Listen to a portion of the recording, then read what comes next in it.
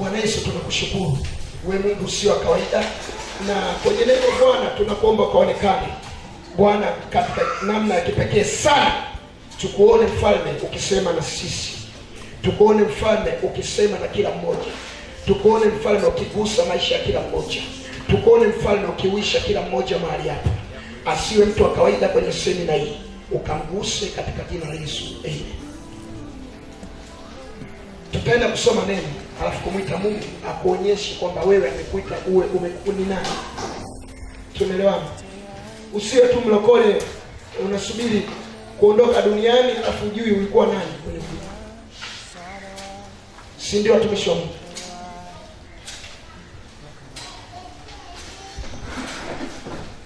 Amen. Waefeso 4 mstari wa 11 na 12. Maandiko yanasema, naye alitoa wengine kuwa mitume, na wengine kuwa manabii, na wengine kuwa wainjilisti, na wengine kuwa wachungaji na walimu, kwa kusudi la kukamilisha watakatifu, hata kazi ya huduma itendeke, hata mwili wa Kristo ujengwe. Zikataje huduma tano: wainjilisti, walimu, wachungaji, mitume na manabii. Tunaelewana? Zikataje huduma ngapi? Tano. Kitabu cha Wakorintho wa kwanza sura ya 12. Wakorintho wa kwanza sura ya 12 mstari wa kwanza ndio 30. Mimi nitasoma michache, ila huo wa kwanza ni 30 na hadi 31 tutasoma ni pale.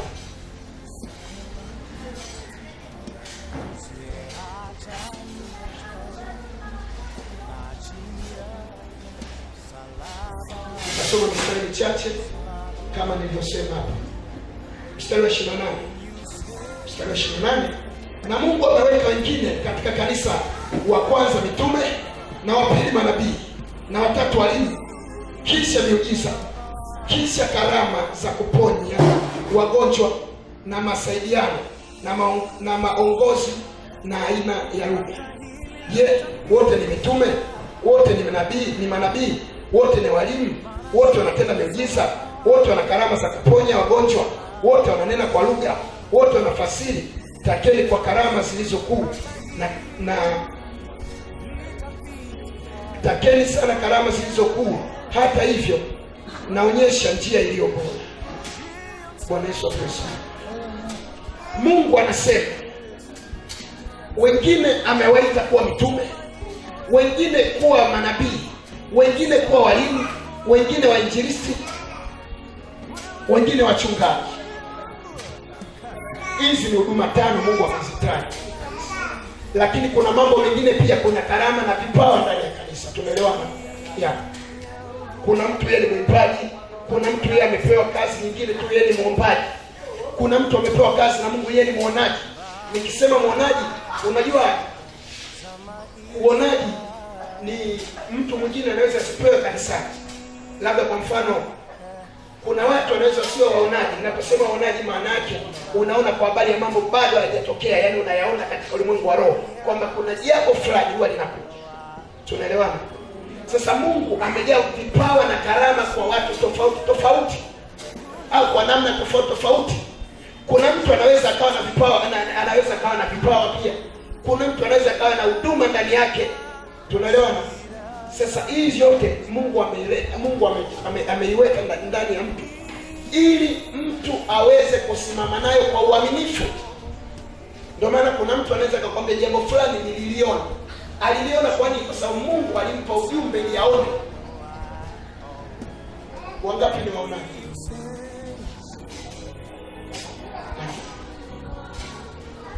Na huduma ya uonaji sio huduma ya masingaombwe. Tunaelewana? Ni kitu ambacho ni Mungu, sio cha kupangwa na wanadamu. Akipangwa na wanadamu mkakae mkaseme mmeona nini? Anapanga Roho Mtakatifu mwenyewe. Ni utovu wa nidhamu kumpangia Roho Mtakatifu kwa kumpangia siku mbili uje na majibu. Roho Mtakatifu anaje? Tunaelewana? Roho Mtakatifu sio watu wa namna hiyo. Ana utaratibu wa kiprotokali, wa protokali.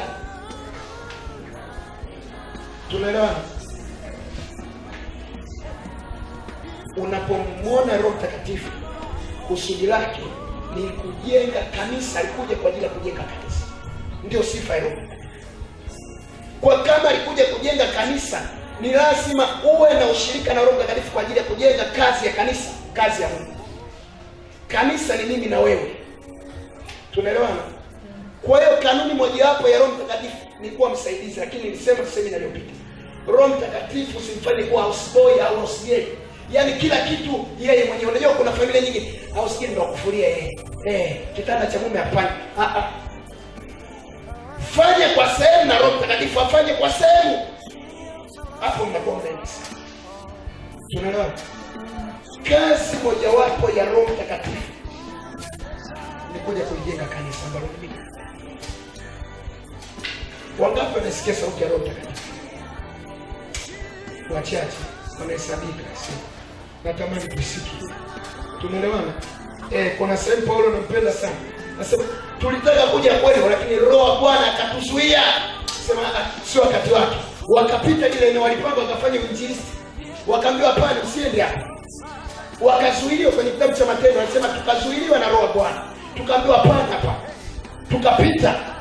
Wakapita kina Paulo. Kazi mojawapo ya Roho Mtakatifu ni kuhakikisha anayachukulia mambo yako, anayafanyia kazi. Ndio maana Biblia ikasema kadhalika Roho mwenyewe utusaidia udhaifu wetu. Kwa kazi mojawapo ya Roho ni kutusaidia kwenye udhaifu wetu. Kuna sehemu anajua tuna udhaifu, huwa anatusaidia. Tunaelewana? Kadhalika Roho mwenyewe utusaidia. Hiyo ni kanuni mojawapo. Kanuni ya pili, Roho Mtakatifu kwenye maisha yako ya wewe ni kukuongoza. Sema wote, ngoja tuangalie kitabu cha Warumi 9. Wote wanaongozwa na Mungu, wao ndio wana wa Mungu, si ndio? Tuangalia Warumi 8:14. Kwa kuwa wote wanaongozwa na Roho wa Mungu, wao ndio wana wa Mungu. Ni kukuongoza. Natamani leo ambao mumsikie Roho Mtakatifu mkamsikie. Kwa sababu kama hauna Roho Mtakatifu, usikii sauti yake, yaani mtakuwa mnapishana kwenye maagizo, kwa sababu si usikii sauti yake. Hata kisemesa na unasema machali amekucheza, sio Roho wa Bwana amesema. Kuna tofauti kati ya kuchezwa machali mtu aliokoka na mganga wa kienyeji. Ukichezwa machali wewe uliokoka, hauna tofauti na mganga wa kienyeji. Mganga wa kienyeji ndio machali wao yanamchezaga. Born again Christian, marufuku machali kucheza. Roho wa Bwana amesema. Tunaelewana? Lazima ujifunze na uwe na utaratibu. Unakuwaje na utaratibu? Kanuni mojawapo, lazima ujitenge na mambo ambayo Mungu hayataki kwako.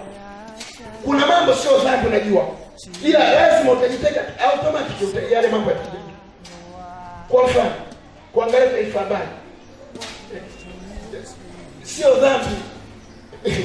Ila kuna mwingine hivi, mimi nilikuwa namwambia mtu, naambia angalia TV labda mara 2 siku hizi. Yaani nalipia kingamuzi mpaka anajuta cha 69. Lakini kuna mambo Roho Mtakatifu anakusaidia ulikuwa unayapenda. Tunaelewana? Zamani vile nilikuwa ni addicted kuangalia mpira. Lakini sasa hivi yaani mambo hayo sina. Kwa nini? Yaliondoka yenyewe. Sasa hivi nampenda sana Mungu. Yaani ile mambo yanaondoka yenyewe. Ndio kazi moja ya Roho Mtakatifu, yaani kuna sehemu anaondoa kila jambo ambalo labda Mungu alitaka. Kuna mambo sio dhambi lakini Mungu hayataki, yaani Mungu anaona hayo mambo yatachukua muda mrefu kwa, yaani kwenye hayo mambo, ila wewe utachukua muda mrefu kwa Mungu. Kwa hiyo Mungu hayo mambo Mungu anaamua kuyaondoa. Tunaelewana watu wa Mungu? Sasa usiseme tu kwa nguvu za kushukuru Mungu ukiona hayo mambo yameondoka. Tunaelewana watu wa Mungu? Ukisoma kitabu cha Samuel utamkuta kuna mtu alikuwa anaitwa Samuel. Yes, Samuel alilelewa na kuhani mmoja anaitwa Eli. Samuel kuna kipindi Samueli wa kwanza sura ya 3.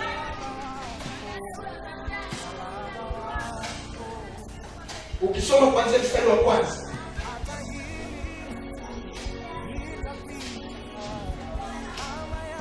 mpaka 12, utaona Samueli anaitwa. Alipo Samueli akaitika, akaenda kwa kuhani Eli, akajua Israeli anamwita. Baadaye akasema hapana, mimi sijakuita. Akaenda mara ya pili, kaja mara ya tatu, Eli akajua ile sauti, akasema hai, sauti sio akaita. Akasema hivi, akamfundisha Samuel, akamwambia ukisikia tena unaitwa. Akafundishwa neno moja, akasema hivi, mstari wa 9, kwa hivyo Eli akamwambia Samuel, nenda kalale, itakuwa akikuita ukasema, nena Bwana, kwa kuwa mtumishi wako anasikia. Samuel alikuwa juu, ni mchanga kujua sauti ya Mungu. Akajua labda ni sauti ya mzee Eli anakuta. Baadaye Eli akaitambua ile sauti, akisema hii sauti ni ya Mungu mwenyewe. Akamwambia atakapokuta mwambie sema Bwana. Tunaelewana? Samuel alikuwa hajui kutofautisha sauti ya Mungu. Unapokuwa hujui kutofautisha sauti ya Mungu kwenye maisha yako, kuna kitu special ambacho utatumisi. Tunaelewana? Ni mpaka ujue kusikia sauti ya Mungu inasema nini na kuambia nini. Kama ujue kusikia sauti ya Mungu, kuna maelekezo kamisi kupewa na Mungu, itakuwa ni vigumu mpaka ujue. Tunaelewana? Uje kuona tu Mungu anakusemesha. Jana alikuwa ananiambia ukifika tusimpembeni hasa maombi. Yaani ninaingia tu hotelini, simpembeni hasa maombi. Nikaweka simu pembeni, nikaanza maombi. Opa. Simu moja hapo ilikuwa nimeweka yeye. Mke wangu ananipigia sasa, nikamwambia na hii Mungu sasa inakoje, nipokee au nisifanye nini? Maana niko kwenye maombi. Akaniambia hii ipokee, simu mke wangu. Pokea. Nikapokea, sikumwambia niko kwenye maombi. Nikapokea, nikamsikiliza. Baadaye nikaweka, nikamwambia asante Roho Mtakatifu kwa kunipa ruhusa kuongea na mke wangu. Karudi sasa. Kuna saa Mungu lazima ujue kusikia sauti yake, kwa sababu kuna hatari nyingine Mungu atakusemesha. Yaani kuna mtu yuko hapa asikii sauti ya Roho Mtakatifu, ila anaishi kwa neema tu. Yaani Mungu anaminda kwa neema tu, lakini kuna maelekezo na misi. Kuna maelekezo Mungu anaweza kukwambia usiende huko, kuna hatari. Sasa wewe bado hujajua kuisikia sauti ya Roho Mtakatifu. Ni mpaka ujue kuisikia hiyo sauti ya Mungu, alafu ndipo Mungu akutenge na kila hatari. Kuna saa unajiingiza kwa marafiki ambao sio mpango wa Mungu. Ni neema tu ya Mungu inakulinda, lakini si kwamba Mungu anapenda usisikie. Leo majira ya leo Mungu anataka ujifunze kusikia sauti, maana yeye sio kawaida. Anatamani masikio yako yafunguke ya rohoni ili ukasikie sauti yake, Anapitaje hapo? Ni mpaka tumruhusu Roho Mtakatifu apite kwa mafuta yake. Sinaga mafuta wala sikunyagi mafuta, ila namwombaga Roho Mtakatifu ashuke kwa mafuta. Ashuke, kwa sababu kuna mafuta mengine watu wengine wameibiwa huduma zao. Watu wengine huduma zao zimepotea kwa sababu ya mafuta walipata. Siyasemi vibaya mafuta, ila siku hizi yamekuwa ni irizi kwa lokole. Mungu akufungua kampuni ya udongo. Alipomponya yule kipofu kwa kutema mate pale na kumpaka usoni, akufungua kampuni ya mate ya udongo. Akasema hii kampuni sasa, hivi viwanda vya udongo kuanzia sasa muwe mnavitumia, mnawapaka vipofu machoni wanapokea kwenye. Muujiza wa Mungu sio permanent, ni temporary, unabadilika. Tunaelewana? Ndio maana kuna kipindi Yesu akatembea, akamwambia Bartimayo, nataka nikufanyie. Anasema nataka kuona. Akamwekea mikono usoni, akapokea uponyaji. Alikwenda kwa namna nyingine. Kuna saa mwingine alikuwa mgonjwa. Yesu akasema hivi, usiwe na msiba wako tena, nenda kwa jina la Yesu. Akampa tukao. Bwana Yesu asifiwe. Kuna saa lazima ufahamu. Kuna hatari nyingine kwenye maisha Mungu hawezi kuja kwa pasipo kujua kuisikia sauti yake. Anasema mtakaponisikiza sauti yake, kwenye Kumbukumbu la Torati 28. Sasa mtakaposikiliza sauti. Sasa wewe huna hata masikio ya kusikia, unabeba hiyo sauti ya Mungu ndani. Tumeelewana? Ni lazima kanisa lijifunze. Na Roho Mtakatifu anasema mwenyewe, sio kwa mtu kukoma, mwenyewe anasema. Tunaelewana? Anasemaga mwenyewe. Tunaelewana tu? Ndio sifa ya Roho Mtakatifu, mnyenyekevu, ajibu, afanye nini? Tunaelewana? Roho Mtakatifu ni mnyenyekevu. Hata kama konda kufanyia wewe konda, nitakuonyesha leo. Na ukofu wangu naacha pembeni, na Yesu wangu namwacha pembeni. Njoo sasa. Mnyenyekevu, sifa ya Roho, mnyenyekevu. Hana kisasi. Mtaratibu, anaendaga kwa utaratibu. Mpole. Kuna sehemu tunamisi. Tunaelewana? Kwenye hasira Roho Mtakatifu anakukontrol. Miaka hiyo nilikuwa mkorofi. Siku moja nikakutana na mmoja kaniuzi, nikamwambia dada, Mungu amsaidie. Enzi zangu wewe ungekuwa kule. Ila Mungu amsaidie. Usijui nalolitenda. Yule dada nilienda dukani, sio akanisemesha mambo gani, nilikuwa nanunua vitu fulani vingine, kasema hivi urudishe mzee. Naona kama unani. Kama unarudisha, kama muuzaji yule ataamiki dadangu na nani. Akanijibu maneno mabaya sana yule. Nikamwambia Mungu akusaidie dadangu. Sifa moja hapo ni mnyenyekevu. Yaani kuna vitu atakusaidia mwenyewe, atakufundisha. Tunaelewana? Nampenda sana mtu mmoja anaitwa Daudi. Biblia inasema Daudi alipopitia mambo magumu yoyote aliuliza kwa Bwana kwanza. Kuna saa alienda kupigana na maadui, akamwambia Bwana, je, hii vita nitashinda? Mungu akamwambia utashinda.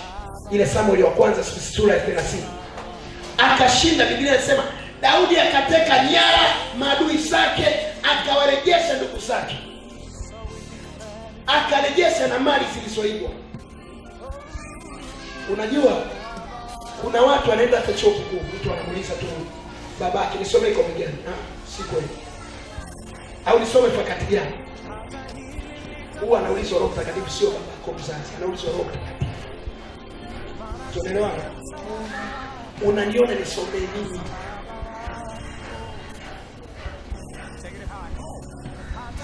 Ndio unakuta mlokole mwingine kaenda kuanzisha familia, unamwambia hivi, mume anauliza tuzae watoto wangapi? Mpaka ya mwisho wewe hujajua. Hujajua kanuni ya Mungu ni nini.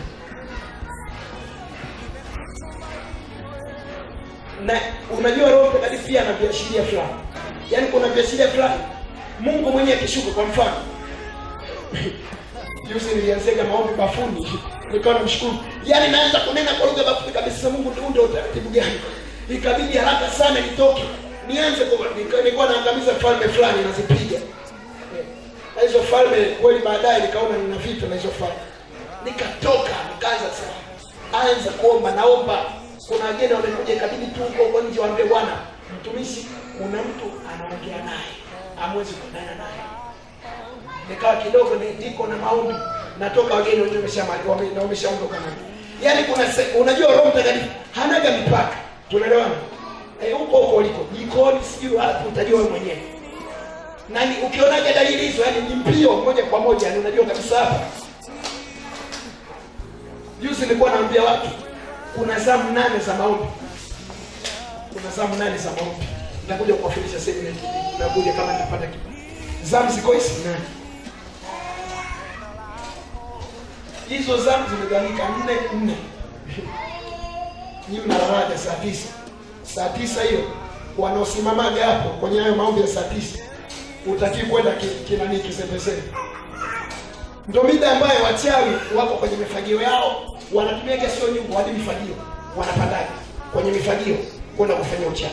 Kwenye ungo kwenda kufanya uchawi. Fisi kwenda kufanya uchawi. Sasa kama hujapiga hizo falme hapo unakwenda, yani saa hiyo ndio unaleka muendeni kama Jehova. Kuna watu nyinyi Mungu anawalinda tu kwenye ajali kwa sababu ya nini? Kwenye ajali msikia Yesu, si kweli. Si kweli. Yaani yaani kwenye ajali Yesu, jina la Yesu limegawanyika. Ni kama nyumba ina sitting room, ina choo, ina bafu, chumba cha wageni, chumba cha watoto. Ndio jina la Yesu limegawanyika. Kwenye ajali Yesu anaitwa kama Mwokozi. Unaelewa? Unamwita kama Mwokozi. Mwokozi akuokoa. Kwenye vita, Mwanzo sura ya 6. Ndio maana siku moja nikawaambia muwe na adabu. Kuna neema tu Mungu anawalinda. Nikutoka sura ya 6, Kutoka sura ya 6. Kutoka sura ya 6.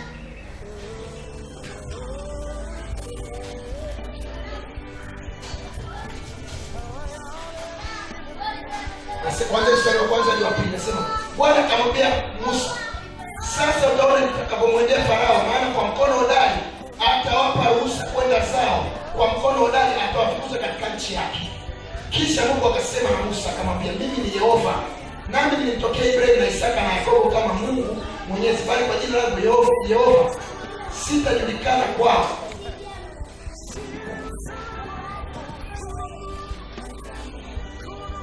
Bwana Yesu asifiwe. Mungu kuna sana mfunua kama Yehova. Unaelewa nini? Kuna saa kwenye vita unapoenda.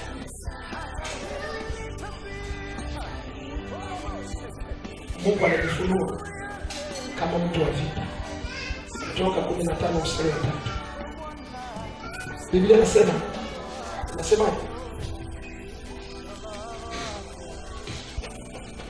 Kutoka anasema Bwana ni mtu wa vita, Bwana ndio jina lake. Kuna saa unamuita kama mtu wa vita. Mliokuwa hapo semina iliyopita nilisema sikatai kutumia damu ya Yesu, ila kuna watu damu ya Yesu hawatumiki kwa maarifa. Mume wako kabisa anakupenda kwenye ndoa, anajifunika kwa damu ya Yesu ili iwe. Mume wako wa ndoa, najifunika kwa mume wangu kwa damu ya Yesu. Application letter umetuma ofisi upate kazi, unajifunika kwa damu ya Yesu. Yaani barua ya kikazi unatuma kwa, unaifunika kwa damu ya Yesu. Naifunika kwa damu ya Yesu ili iwe. Kwa bosi wangu unajifunika kwa damu. Bosi hata uchawi hajui, ni kwanza ameokoka, unajifunika kwa damu. Mnajenga chuki. Kwa mume wako unajifunua kwa damu ya Yesu. Barua yako ya kikazi unaifunua kwa damu ya Yesu. Tunaelewana? Bosi wako ambaye ameokoka unajifunua kwake kwa damu ya Yesu ili akuone vizuri. Kanuni mojawapo ya damu ya Yesu, kwa wachawi na mapepo najifunika kwa damu ya Yesu, na watu wasionipenda. Amen. Kwa watu wanaonipenda najifunua kwa damu ya Yesu. Tunaelewana? Sasa wewe unang'ania kwa damu ya Yesu. Nafikiri wala nani kakudanganya? Tunaelewana? Kuanzia leo lazima ubadilike kujua matumizi ya damu ya Yesu. Na kwenye maombi utasikia mwingine unapiga nitumia kitu ambacho unapiga kiwe yani taja ni nini? Sinaonekana imeandikwa kwenye Yeremia 51 mstari wa 10, sio wewe mbulani. Sio. Lazima ujue vitu sio na kwenda kama kasuku kwenye maombi. Yeremia sio msingi. Hebu tuangalie. Msimamo. 50 kitu kama hicho. Ngoja tuangalie afu uone kitu. Mungu anasema. Yes. 50 au msimamo. Mbona sio?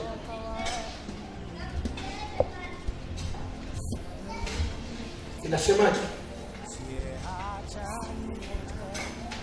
Kitabu cha Yeremia anasema wewe umbura nataka ile andiko alafu tuweze kulinamilia.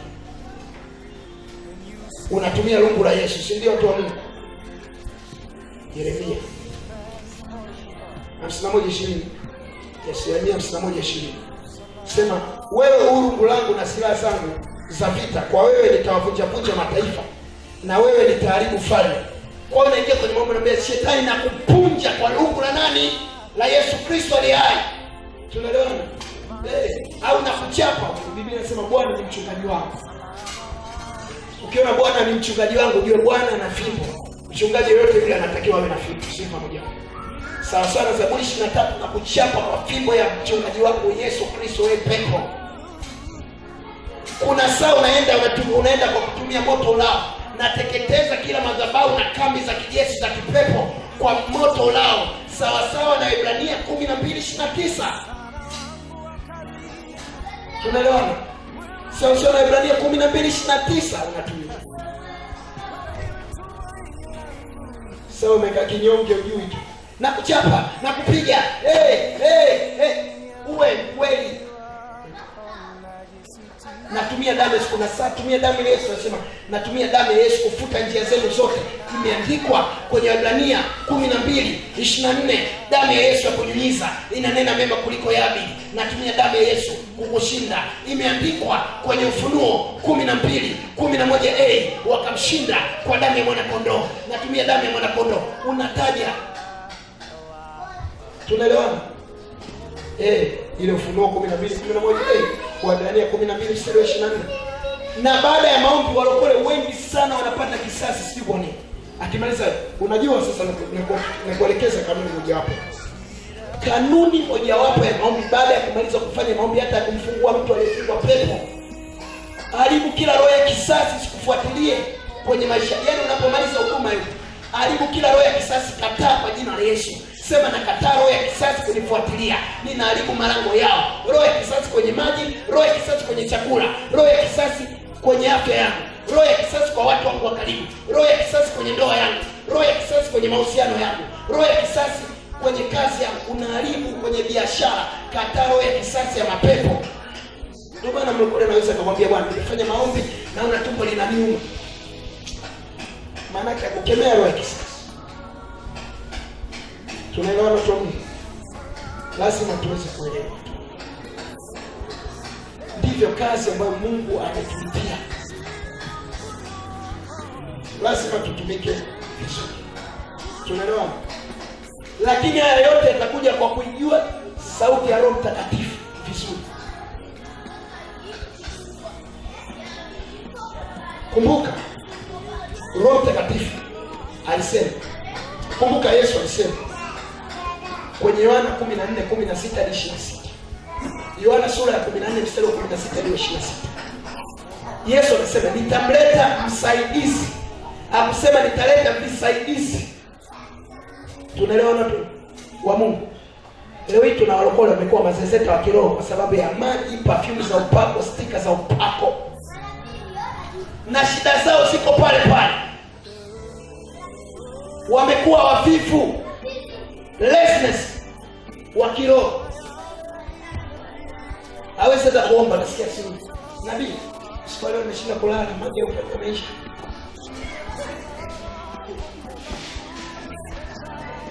Sikatai wala siwasemi vibaya, lakini wengine wamekuja kwa mafuta ya upako na maji. Wamekuja watu wamekuwa sasa wamekuwa ni yani wale watu wale maji yale mafuta yamekuwa sio tena mafuta kawaida, vimekuwa ni vingamuzi vyao vya nani. Yani kuna watu wamekuwa na internia tena sasa imebadilika. Wanajua mahali popote ulipo. Wengine wana mapepo ya wagushi. Spirituality is very important for born again Christian. Macho roho ni muhimu kwa mtu aliyeokoka. Ninazungumza ukiwa na Roho Mtakatifu utakuwa na macho ya rohoni. Hautadanganywa nabii kutoka Kongo anapiga chafya mapepo yanatoka. Hautadanganywa. Utajua kujisimamia. Leo hii tunao Wakristo wengi ambao wajui kujisimamia ndani ya makanisa kwa sababu wametumainia vitu vingine ambavyo havina faida mbele za Mungu aliye. Bwana akasema tangu Agano la Kale, anamwambia Isaya kwenye Isaya 42 mstari wa 8, mimi ni Mungu.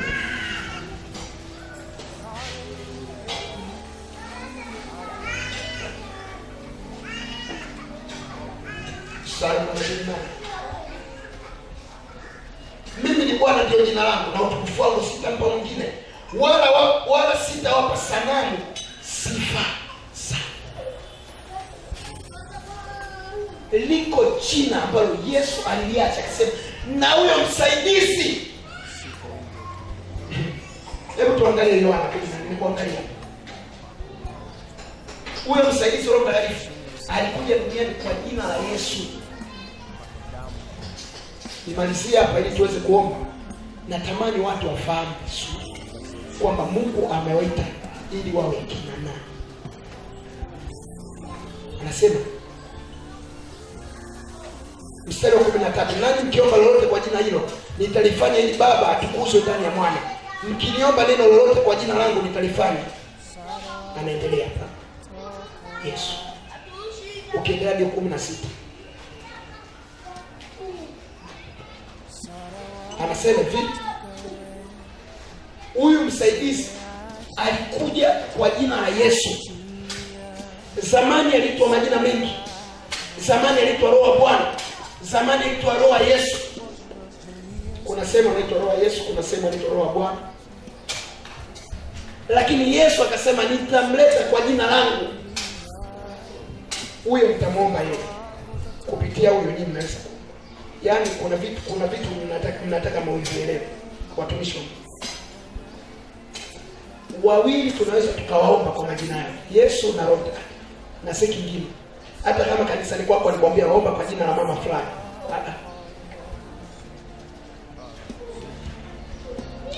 Biblia ndo kila kitu. Bible is our constitution, ni katiba yetu. Nje ya Biblia, vitu vya nje ni batili. Tunaelewa watu wa Mungu. Kumbuka hilo jambo ni muhimu. Roho Mtakatifu mtamwomba huyo. Biblia Yesu alisema nitamleta msaidizi. Hajasema nitawatengenezea visaidizi. Sema nitamleta msaidizi, Roho wa kweli, ambaye ulimwengu wa muone. Yaani ambao hawajaokoka wao wamuone wala hawezi kumjua ni nani. Ndio maana Roho Mtakatifu alionekana kwa sehemu mtoko kwenye Agano la Kale. Ana ananena kwa lugha. Yule anasema huyu amelewa. Hakujua kwamba ile lugha baadaye itakuja kuchukua nafasi hata sasa ndio kunena kwa lugha. Ana alikuwa anasema midomo yake inacheza kusema amelewa. Lakini ilikuwa ndio kunena kwa lugha kwenyewe. Midomo inacheza. Ilikuwa ndio ishara kwamba miaka inayokwenda Yesu katika ujio wa Yesu na kuondoka kwa Yesu, kanisa litaachiwa katika kunena kwa lugha. Bwana Yesu apewe sifa. Amen. Na ni lugha ambayo shetani anamtoaga kapa. Wangapi wanene kwa lugha? Itabidi tumuombe Mungu. Sasa hivi hii lugha sio tunenani, wachungaji wengi tena wengine wananiona YouTube. Waelewe hili. Tunawadanganya waumini sana. Haiwezekani tumwambie muumini asante Yesu, asante Yesu, asante. No, si kweli. Mfundishe kuwa na shauku na Roho Mtakatifu. Alafu kanuni moja hapo, Roho Mtakatifu ni mtu uwe mguu sawa umesimama, unamwita Roho Mtakatifu sema niko tayari, njoo ndani yangu ufanye makao. Nakupenda, njoo tayari. Niko tayari, njoo ndani yangu. Sasa tunawaambia tukisema asante, aliko tayari tunaliambia nani asante? Nani kasema? Si ndio watu wa Mungu? Lazima tumfundishe kwanza umuhimu wa kuwa na Roho Mtakatifu. Yeye ndio aone matokeo. Roho Mtakatifu hawezi kuja ndani ya mtu kama wewe mwenyewe hujaamua kumwita. Na anakusaidia, ni msaidizi. Sasa leo watu, baadhi ya watu tumemchagulia maeneo ya kutusaidia leo.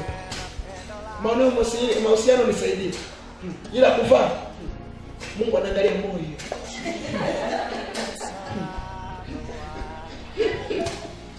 Mungu anaangalia moyo. Roho Mtakatifu, ukijua Roho Mtakatifu ni mwalimu. Hata nywele utakazosuka ni leo Bwana kasema. Kama nisuke style gani unataka? Unataka Sangita au Kilimanjaro msuko? Au unataka hego? Au unataka tuende Kilioni? Anakusaidia. Tunaelewana? Hadi msusi unamsuka, unamwombea Roho Mtakatifu. Unaonaje? Ana nimisukaga, una amani naye. anakwambia sina amani naye, nitakutafutia msusi mwingine pale na baba. Tunaelewana? Anaongea. Kuna maeneo mengine hatujampa nafasi. Lazima tumpe nafasi Roho wa Bwana. Kila eneo. Unaonaje ile nguo nimependa? Je, una amani nayo? Roho Mtakatifu ninunue pale Kariakoo? Akwambia ama ile nguo kichekesho usinunue, nitakupangia. Tunaelewana tu Mungu? Huyo ndo anaitwa Roho, ndo mwalimu anakusaidia.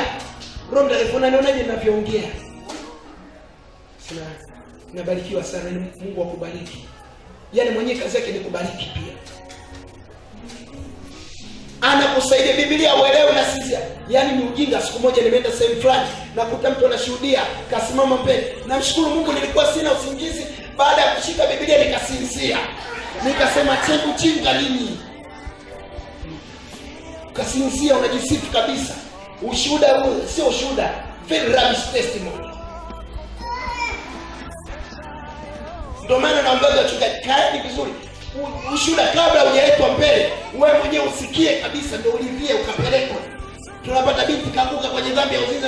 Namshukuru Mungu nilikuwa kifungoni miezi 6, Mungu kanifungua. Sasa nimefunguliwa, namshukuru Mungu. Kifungo cha uzinzi. Very rubbish testimony. Tunaelewana? Ushuhuda huu sio kushuhudiwa. Futa kwa jina la Yesu Kristo kabisa. Unatufundisha kwamba mwingine anguke, kumbe kuna kifungo cha miezi 6 utaachiliwa na kanisa. Very rubbish. Tunaelewana? Yaani kuna shule nyingine za kitoto, za kijinga jinga tu. Afu mtu anakuja anasema gari ya kanisa. Lazima tukae vizuri. Sasa tujampa vizuri nafasi. Yaani ndio kusaidia tu. Wewe mwenyewe utashangaa umelala pale umeweka alamu wakati wa maombi imelia, unazima simta, unaenda kwa amka. Amka. Na kuhitaji kwenye maombi. Na kuhitaji kwenye maombi. Tunaelewana? Ndio kazi moja wapo Roho Mtakatifu. Kanisa bado hajampa nafasi. Na ndio maana makanisani kwetu bado watu hawamsikii vizuri Roho wa Bwana. Yaani ukiwa na Roho wa Bwana kila mafuniko sio amekuja sio kufunguliwa umekanyaga huko sio njoo kanyaga huko Sinza utafunguliwa sio. Utasema hapana, mimi Roho Mtakatifu mwenyewe atanifungua kifungo kimoja ni kingine. Sihitaji kutandikiwa mafuta ni akanyage ndipo nifunguliwe. Yuko Roho wa Bwana, yeye atapita. Atafungua kila minyororo ya chuma, minyororo ya kichawi. Yuko Roho wa Bwana. Kanisa bado hajampa nafasi Roho wa Bwana. Yuko peke yake, atakusaidia, atakufundisha, atakusemesha, atakwambia kwa habari ya mambo yajayo ambayo bado hajatokea. Watu hawajajua. Ndio maana tunapata walokole wasema mafundisho ya namna kanisani hakuna. Pana mbele. Sadaka ya kombolera. Sadaka kumsaidia mchungaji kununua na nini Nokia tochi. Ili kweli toa utabarikiwa. Hauwezi kutoa utabarikiwa pasipo wewe mwenyewe kufundishwa kwa habari kwanza ya Roho Mtakatifu. Yeye mwenyewe ndiye atakufundisha, sio utahubiriwa kwamba toa utabarikiwa. Atakufundisha kanuni moja hapo. Ukiwa na Roho Mtakatifu atakufundisha na kwamba mwanangu, ili nikubariki toa kwa moyo, sio kwa kuhubiriwa kila sadaka ya mbegu, kiangazi sadaka ya mbegu, kiangazi sadaka ya mbegu, masika sadaka ya mbegu. Hiyo mbegu inaotaja wapi? Tunaelewana? Amen. Hata kusemesha. Zamani nilikuwa mbaili, hakuna mtu anayesikia kwa mbaili. Kipindi sadaka na change Jumamosi na Jumapili.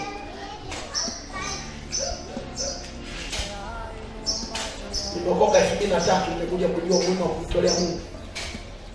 2007 au 9. Ndio nikakuja kujua umuhimu wa kumtolea Mungu kwa mwenyewe. Namtoleaje Mungu? Ndio nimekuja kuona umuhimu. Atakuelekeza. Kuna kipindi nilikuwa na nani?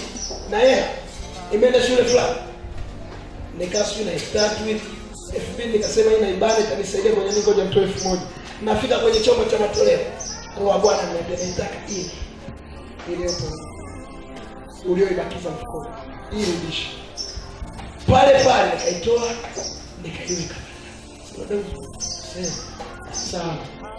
Nikaondoka. Hana kusemesha. Tunaelewa watu wangu. Ndio kanuni mojawapo. Sasa kanisa tumeshindwa ndio maana mimi nakufundisha ili hizi kesi ndogo ndogo utafahamu kwamba wewe mwenyewe unatakiwa ujisimamie. Kuna kesi ambazo ni ndogo tu. Nywele zinawasha, mtumishi nywele zinawasha tangu juu. Tumia damu ya Yesu. Usio naangaisha watumishi. Niombe hapa. Kuna vitu vingine. Ujue kwanza wewe mwenyewe kujiombea. Na ndio maana hata Mungu mwenyewe aliona akaiweka kwa Yetro, mko wake Musa, akamechagua watu wengine mtakaosaidia. Yaani kuna vitu vingine tusaidiane tu kwa Mungu. Tunaelewana tu Mungu. Ndio kanuni mojawapo. Huwa naumia sana kumkuta dada au unakuja inbox yako unakuaga na majibu yako. Yaani ndio kuna mtu anakuja inbox asaidiwa na majibu yako. Mwingine, aliniacha, amerudi tena. Bia, achana naye. Siwezaje mimi kuanzisha uhusiano na boyfriend mpya. Sasa ulikuja nini inbox kwangu? Na mimi nawaambia watu, yani kwenye masuala ya uchumba, kama una mchumba wako anitafuta mtu mtumishi, mimi na ushauri wa kiinjilisti. Ushauri wa kiinjilisti. Anakukataza kwenda kanisani na mpo kwenye uchumba. Ache, maana ndani ya ndoa kabisa utaabudu Mungu mwingine. Ondoka hapo, sio pa kukaa. Mungu atakuletea sawa sawa. Umri unaenda na miaka 26. Edi usiena. Umri ni namba tu. Mbona Sara alizana miaka 90? Kuna Sara lazima ujiongeze.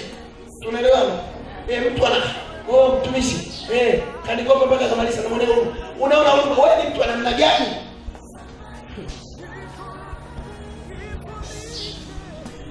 Bwana Yesu asifiwe. Wewe mtumishi, Mungu atakudekea. Wewe ndio maana mwingine anataka kwenye maombi hivi. Bwana, nionyeshe mambo makubwa nisiyojua. Wewe vipi? Madogo mwenyewe bado hujajua vizuri unataka makubwa vipi?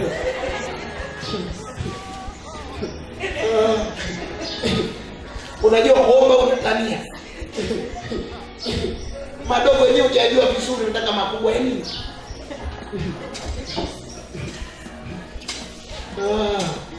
Lazima ufahamu. Tunaelewana tu Mungu. Usionege huruma tu. Mtu alishakuumiza huko bado ni ulewe naye. Umri unaenda. Unaonege huruma mabinti mpaka. Yaani wanadanganywa wewe, wanadanganywa. Mpaka wanachoka. Ukiwa na Roho Mtakatifu anakusaidia tu, anakuonyesha. Tunaelewana? Yeye anakuonyesha kwamba yule mwanaume ni mharibifu. Ameongea simu yako hapo. Unajua kakuacha sasa, usiongeze kusema mimi na mchumba. Kakuacha maana yake tafuta upya kwanza vizuri na Mungu akuletee mtu sahihi.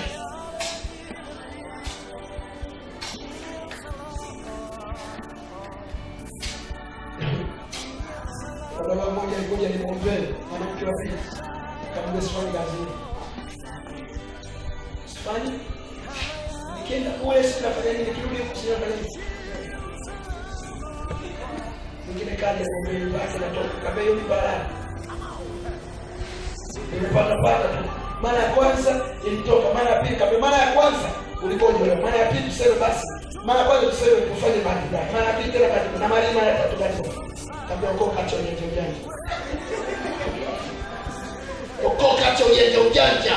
Nikamwambia hadi leo sijamuona yule. Sana kuombeaje na mara ya kwanza yule bahati tatu anasema. Ya kwanza ilitoka ya pili.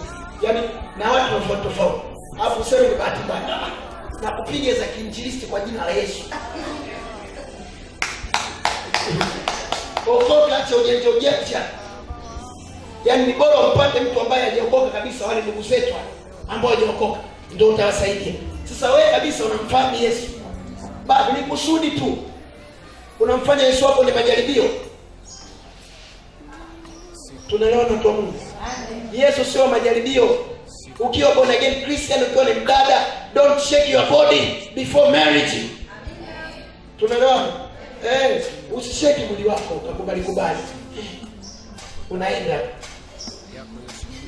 Ndio wadada wengi wameuza maono yao. Tunaelewana? Maono yao yameharibika, huduma zao zimeharibika kwa sababu walikubali wakaanguka.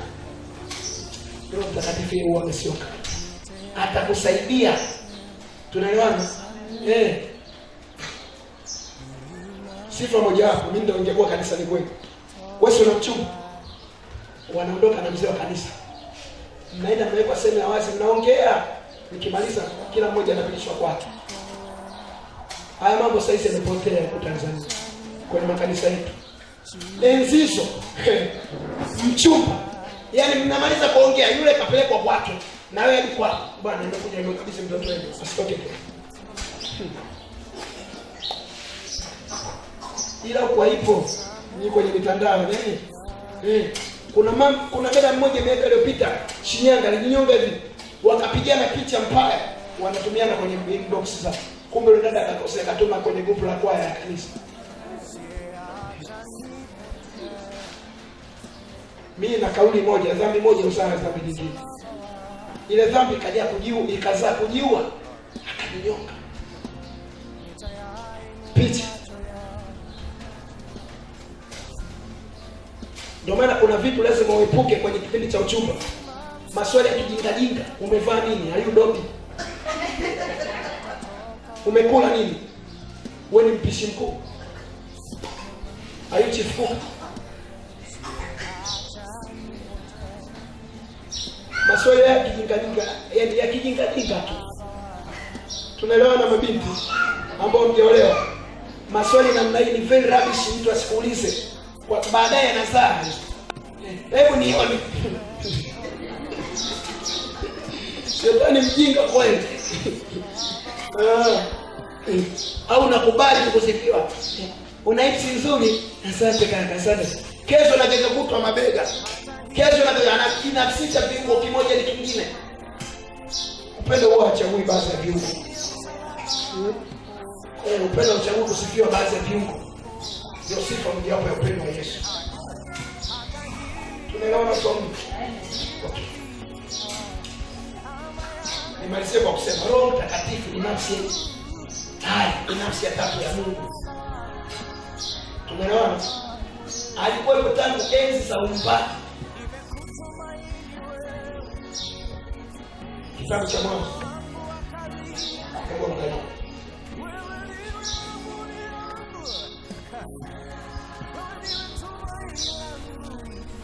Mungu akasema na tumfanye mtu kwa mfano wetu. Tusome.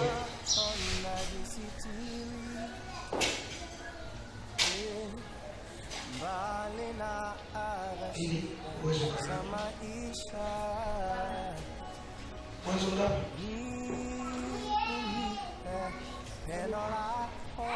Ngapi? 1:26. Mwanzo 1:26.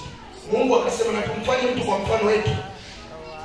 Maana yake Mungu akasema na tumfanye mtu. Alikuwa wangapi? Alikuwa Mungu Baba, alikuwa Mungu Mwana, alikuwa na Roho Mtakatifu. Kwa Roho Mtakatifu alikuwepo hapa. Tunaelewana? Ni nafsi ya tatu ya Mungu. Na sifa mojawapo ya Roho Mtakatifu huwa anahuzunika. Anahuzuni anapoona kuna mtu ambaye ameokoka, kuna mambo anafanya ambayo sio ya utukufu wa Mungu au yanamhuzunisha Mungu. Kwa mfano, akakwambia amka kuomba, hujaamka, anahuzunika.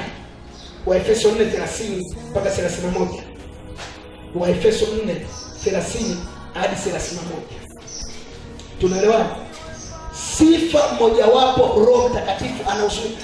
Usifikiri unafanya kitu yeye ananyamaza, anaumia.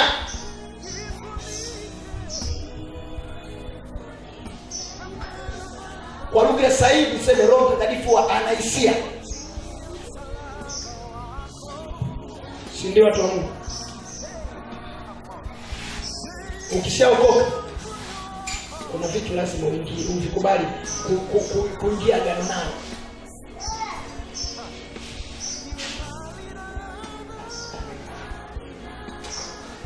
Mungu akukuleta duniani ili ukae tu. Mungu kanuni mojawapo ya kukuleta duniani na pia na wewe uingie gharama kama Yesu Kristo alipoingia gharama pale msalabani. Kuna vitu lazima uingie navyo gharama. Kuna vitu kama kufunga, kuna vitu kama kuomba, kuna vitu kama kuachana na dunia. Hivyo ndio vitu ambavyo lazima uviache, yani uingie gharama na Yesu Kristo aliacha. Ndio maana Yesu Kristo kanuni mojawapo pale msalabani inasema akamnunulia Mungu watu wa kila aina, kabila, lugha na jamaa sawa na miliki sawa. Kwenye kitabu cha Ufunuo 5 mstari wa 9 hadi wa 10 utapata inasema akamnunulia Mungu kwa damu yake pale msalabani watu wa kila kabila, watu lugha sawa na jamaa sawa.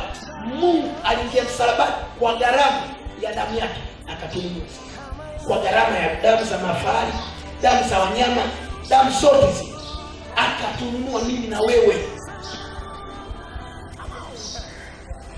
Sasa na mtu anavyotoka na pia inabidi aingie gharama. Ndio maana maandiko kuna sema akasema namna hii haiwezi kutoka, kile kitabu cha Mathayo, namna hii haiwezi kutoka pasipo kuomba na kufanya nini? Na kufunga. Na vidonda vya tumbo unamdekea Yesu au una adabu.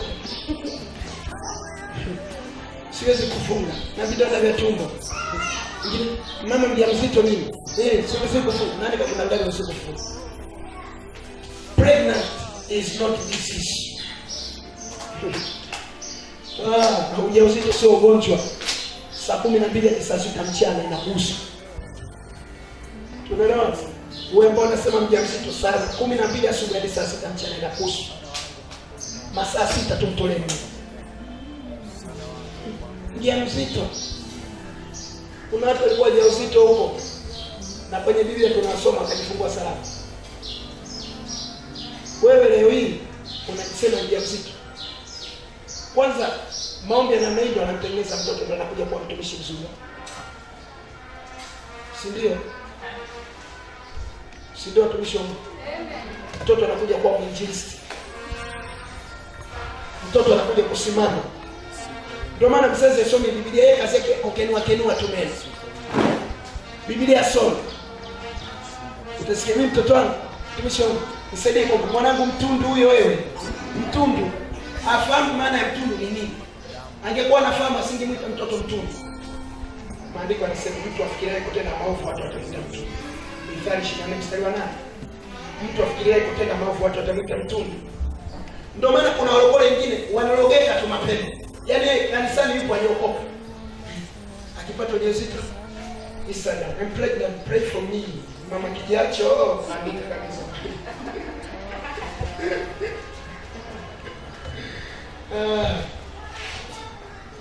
Na ulivyokuwa ujui kuomba, mtu anachukua picha hiyo hiyo kwenda kumchawia.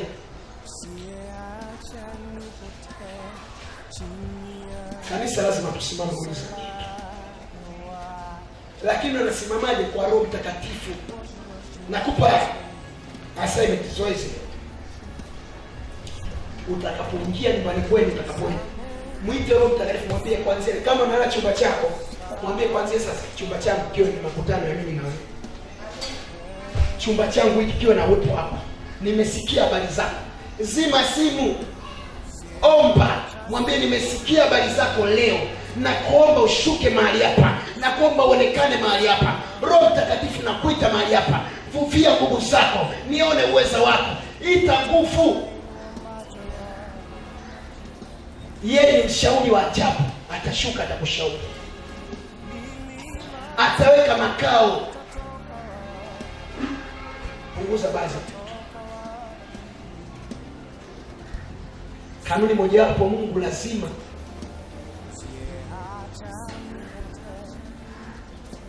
nilisema siku moja Mungu anatolewa fungu la 10. Sema na iliyopita. Nafikiri kuna watu walipita. Mungu anatolewa fungu sio la hela tu, maana wengine anasikia fungu la 10 la hela. Muda. Dunia yote ina masaa 24. Ukigawa kwa 10 masaa 2 na dakika 40, tolee Mungu fungu la kuomba. Gawa hata kama huwezi kuomba moja kwa moja, omba lisali moja basi. au lisali moja na robo, baadaye utamalizia. Tunaelewana kwa Mungu? Fungu la 10 na nini? La muda, sio pesa tu. Tunaelewana kwa Mungu? Na pesa zina maana zake pia, lakini muda nazungumzia, sizungumzi pesa. Tumeelewana? Anatolewaga Mungu. Nafanyaje? Unaomba wewe, unapanga kwa naomba lisali moja na nusu, baadaye namalizia lisali moja na dakika. Au kuna mtu hawezi kwenda msaka.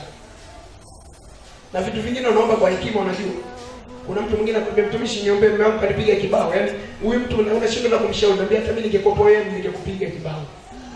Mume wako mlevi, umekuja kufanya maombi, Bwana msaidie mume wangu, acha ulevi, msaidie huyu baba, acha huko mbele yake maombi yake, aombe chochote bafuni. Wewe unaombaje hapa? Hata kusaba tu kibao, yamekosa hekima. Tena unajua yeye hajaokoka, kaombe huko jikoni wapi, omba. Unakaa hapa ndio maana nakusaba kibao. Kwani sikusabe kibao? Au na hekima? Msaidie baba fulani ndio amechelewa sasa hivi. Muone baba, Bwana msalaba wako, msalaba wako wa mtumishi. Nisaidie ache pombe. Papa. Unalia. Kaombe bafuni au chooni. Au jikoni. Hekima. Nafukuzwa nyumba ya kupanga, eti wanasema naomba, wanapiga kelele. Kuna vitu vingine tusiolaumu. Mbona hata maombi mengine tukiomba si wenyewe, hata mtu mwingine tunawadistabu wengine. Lazima tuzungumze. Unaomba kisiri na Mungu ataonekana. Unapiga miutalini mnapofikia. Unapigaga kuna mtu anajuaga naomba. Piga kweli kweli kwa jina la Yesu. Piga kwa jina la Yesu. Hakuna mtu anajuaga nini kinapiga. Sasa umezidi unawakomesha kwamba ndio mengine kwa kupanga juzi ndio unaanza. Baba kwa jina la Yesu. Hawa ambao wamenani hapa, nimefika hapa. Bwana, tazama neema yako. Hawajaokoka. Wewe nini kakutuma? Maombi ya kinafiki. Hata kama tumeokoka, lazima tutumie wisdom. Is very important for born again Christian. Busara ni muhimu. Maombi haya mimi naita ya kujidai.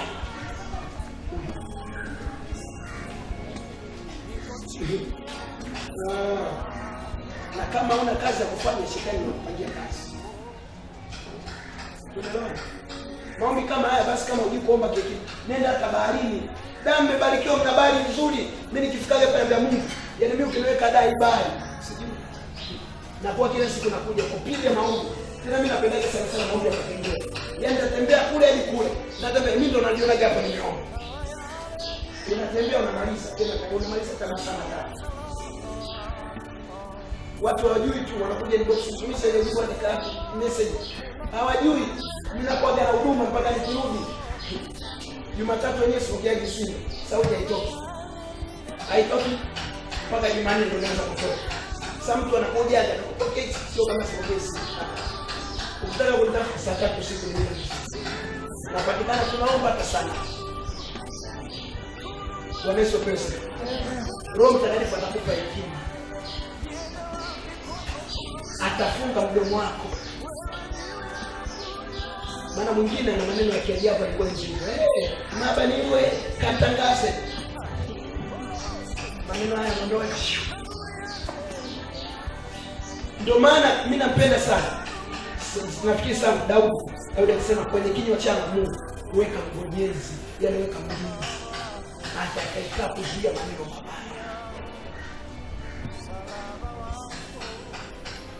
Bwana Yesu apewe sifa. Kanisa lazima lisimame kwenye sana. Tunatamani kupata walokole ambao watasimama kwenye kizazi kile kama kizazi kilichopita cha kina Petro, cha kumtegemea Roho Mtakatifu, cha kusimama na kumsikiliza Roho Mtakatifu. Biblia inasema tangu enzi za Yohana Mbatizaji ufalme wa Mungu unatekwa na wenye nguvu, na wenye nguvu hauteka. Lazima utafute nguvu ya Roho Mtakatifu ndio uteke ufalme wa Mungu, usimame nao. Tunaelewana? Lazima ujue vitu vya namna hiyo. Kwenu una ibada za jioni za fellowship, usema Bwana Mungu natamani uonekane kwangu.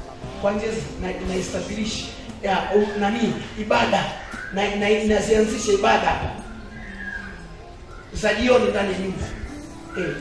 Fulani utasoma neno mwanangu, fulani wewe neno utaongoza kusifu na kuabudu, utatuongozea na anza ibada. Tukipata nyumba za namna hii, tutasikia hata viongozi mafisadi wanaondoka dunia. Tukipata nyumba za namna hii, ibada huwa inatengenezwa. Ndio maana ni mtoto mwingine atakuja kanisa, hatujamtengeneza bado. Semina nyingi zinakuja, watumishi wa Mungu wanakuja, semina neno la Mungu, unaenda wewe kama wewe, nani kakutuma? Beba na mtoto ni naye. Azoee. Mwanangu mimi hajaanza kujitegemea. Nani kasema? Mimi na rafiki yangu mchungaji pale Morogoro, mtoto wake ana miaka 5 hajakaa. Hajafikisha. Anaweza kukaa naye masaa 6. Anamfundisha. Masaa 6. Mtoto anafundishwa. Nikamwambia vipi? Anambia bwana, nikiwaachia walimwengu wataniharibia. Yule mtoto alianza shule. Anazungumza Kiingereza. Yaani nyumba nzima Kiingereza. Ni wa Tanzania. Anamtengeneza mtoto. Biblia inasema mlee mtoto katika njia zimpasayo, naye ataacha mpaka atakapokuwa. Sisi tumekaa. Wachawi ya watu nawaita wachawi.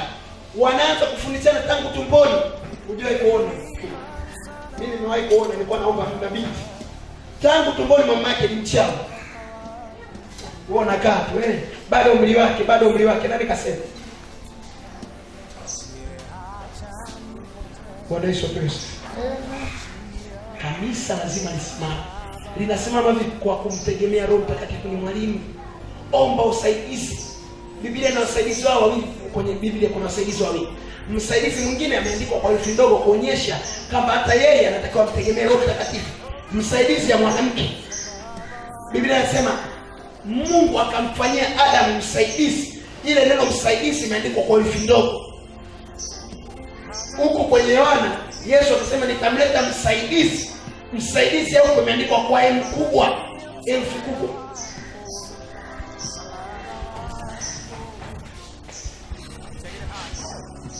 Bwana Yesu Kristo. Hawezi kuwa na hekima kama Roho. Na Roho Mtakatifu abinafsishwi. Sio mtu mmoja. Unajua kuna makanisa kusema watu wanaingia mpaka maagano. Nikiama kanisa hili nife. Uchawi huo. Yaani viapo kabisa. Nabii anakuongoza. So, nikiama kanisa hili na kufanife. Ilikuwa hiyo. Mungu atusaidie. Mungu atusaidie katika yote. Tusimame.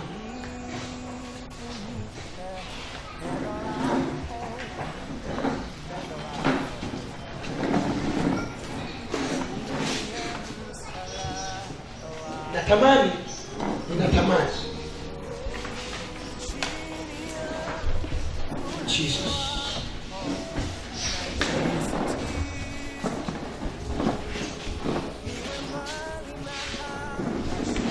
Hivi viti ngoja tutoe kwanza.